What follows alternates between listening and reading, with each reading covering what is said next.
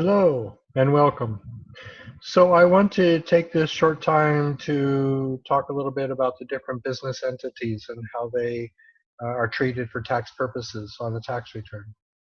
Most people who have a small business start out as a sole proprietorship, meaning they don't have an actual business entity. And this is a good place to start when you don't quite know how this is going to all turn out.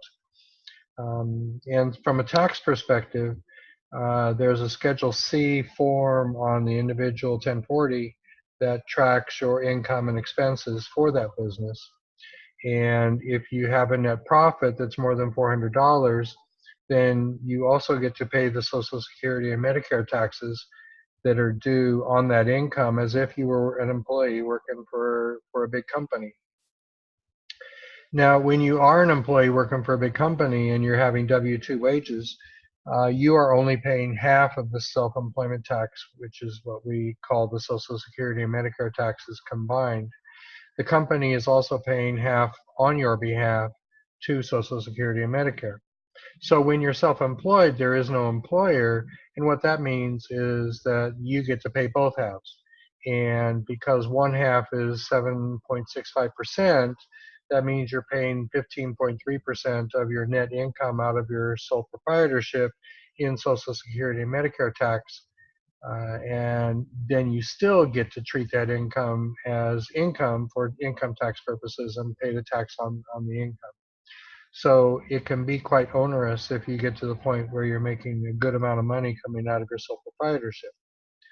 Now, I'm not licensed to give legal advice, and I'm not going to do that, but I will point out that one of the reasons people like to incorporate in some form is for liability protection.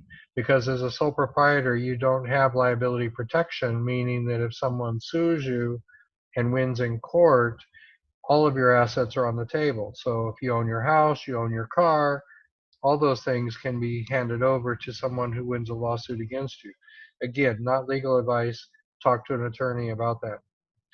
So when people think about incorporating, there's a couple of different ways to do that.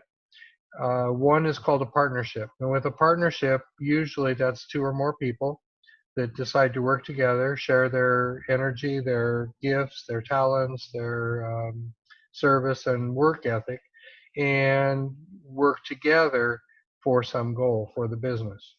Now, partnerships can be, shall we say, difficult only because what happens if somebody wants to leave, you get into an argument, if somebody wants to go one direction and the other partner doesn't want to do that. But from a purely tax perspective, everything else I'm going to talk about here in this conversation is what we call a pass-through entity. And that means that the business itself gathers income and expense information, and then that is passed through or distributed to the various members, owners, partners, whatever the term is you're going to be using. And the income tax is actually reported on their personal return and taxed at that level. Now, with a partnership, income coming out of the partnership is considered self-employment income, and so you still also pay the Social Security and Medicare tax on the income that comes out of a partnership. Now, many people will start a partnership and then elect to have it treated as an LLC, a limited liability company. Every state has different rules about LLCs. This is not a federal determination or designation. This is a state designation. Some states don't allow LLCs. Every state that does allow them has them each playing by different rules. And so you'll have to check in your state and see what the rules are about LLCs for your state, and when you're making your decision about whether you want to go that route or not. And again, the primary difference here is the liability protection. It is different for limited liability companies compared to a partnership in most cases. And again, go back to a lawyer and find out what those differences are. In terms of tax, they're taxed basically the same. And I say basically for a couple of different reasons. One is different states might charge a fee or a tax on the LLC or partnership itself. I can use California as an example because I'm very familiar with doing taxes in California. California does, for a partnership, have a minimum annual tax, and for the right to do business in the state. If you're a general partnership, not a limited partnership, there is no minimum tax. If you are a limited liability company, an LLC, there is an annual minimum tax of $800, but based on gross income, not net, this is income before expenses are deducted, based on gross income, once your income goes over $250,000 in your LLC, then you pay an additional $900. And once it goes over $500,000, you pay an additional $1,500. And every time it goes up, every time your income hits a different bracket, it steps up in this annual minimum tax. This is, you still have to pay the income tax on your personal return, just like you would for any other pass-through entity or sole proprietorship. This is an additional tax. Now, a lot of my clients in the past that have done some kind of incorporation with a partnership or an LLC do it primarily for the limited liability protection. And in some cases, as a limited partnership, they may be doctors, 3 or 4 doctors want to come together and share an office and share expenses. It limits their need to pay for some of these expenses, and but they don't want to have liability. They don't expose themselves to liability for what someone else in the partnership does. And so the limited partnership can isolate you in terms of liability from all your other partners and still get you some benefits there from being able to save money.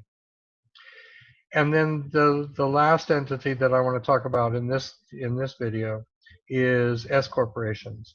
Now, an S corporation is also a pass-through entity, and it gathers income and expense and distributes it out to the shareholders or the owners. Quite often people will do a sole owner, a single member S corporation.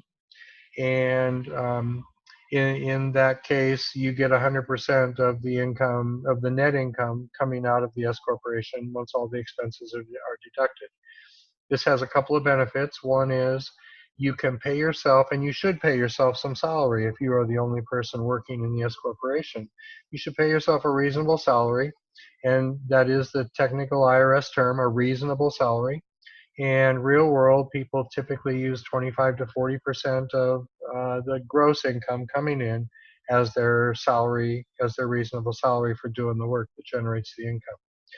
Now, having said that, if you're going to show yourself as making 40%, paying yourself 40% of the gross income as payroll, as wages, or as a 1099 independent contractor, then the other remaining 60% comes out to you as a dividend.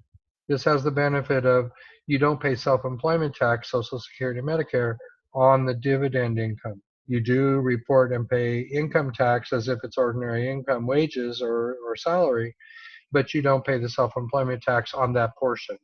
And so the S Corp in essence saves you that 15.3% of self-employment tax, with the caveat here being, in full transparency, that you're not paying into Social Security, and so you're not going to have as good a benefit when you come to retirement age and start to take Social Security benefits. The less you pay in, the less you get as a benefit. So clearly you're saving money now, it will cost you money later. Again, S corporations have lots of liability protections. You need to see a lawyer to determine what that is and how that particularly applies. If you decide you want to do an S corporation, you can either make an S corporation election on a partnership return and make it effective for the following year to be taxed as an S corporation, even though you remain a partnership. Or you can apply for a business entity, an EIN, employer identification number with the IRS as a corporation, and then quickly, within the first 75 days, file an election, a Form 2553, an election to be treated as an S corporation, and get that on file. So that then when you do file the return, you'll be filing as an S corporation, not as a C corporation. So one last bit, I mentioned the LLCs, and the IRS considers a partnership to have 2 or more members. And if you can set up a partnership and an LLC as a single member LLC.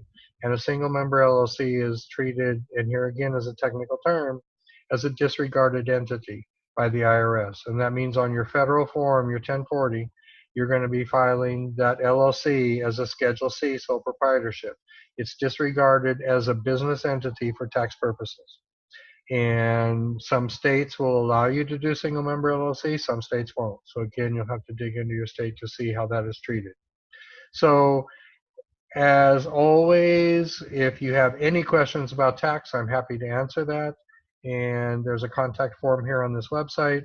The email address is Derek, D-E-R-E-K, at esoterics, E-S-O-T-E-R-A-X.com. Thank you very much.